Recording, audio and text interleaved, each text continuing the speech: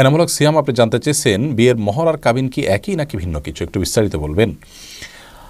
বিয়ের মহর তো বলা হয় বিয়েতে স্বামী কর্তৃক স্ত্রীকে যে প্রদেয় দিতে হয় সেটিকে, অর্থাৎ যেটাকে আমরা মহারণা বলে থাকি, স্ত্রীকে যে টাকা দিতে হয় অথবা গহনা ইত্যাদি দেওয়া যায় সেটাকে বলা হয় মহর।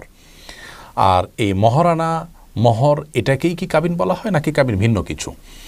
এর উত্তরে বলতে চাই যে কাবিন নামা যখন বলা হয় তখন তার অর্থ হলো বিবাহের চুক্তিনামাকে। বিবাহের চুক্তি যেখানে লেখা হয় সেটাকে কাবিন নামা বলা হয়, সেটা হলো একটা কাগজের নাম বলতে পারেন। আর মহর হলো সেই প্রদেয়টা যেটা আপনি স্ত্রীকে মহারণা হিসাবে দিতে হচ্ছে সেটির নাম। আর কাবিন শব্দ এটি কি মহরের প্রতিশব্দ কিনা, অনেকে বলেছেন মহরের প্রতিশব্দ, আবার এটিকে বিবাহের প্রতিশব্দ হিসাবে ব্যবহার পাওয়া যায়, ওই রকমের ব্যবহার পাওয়া যায়।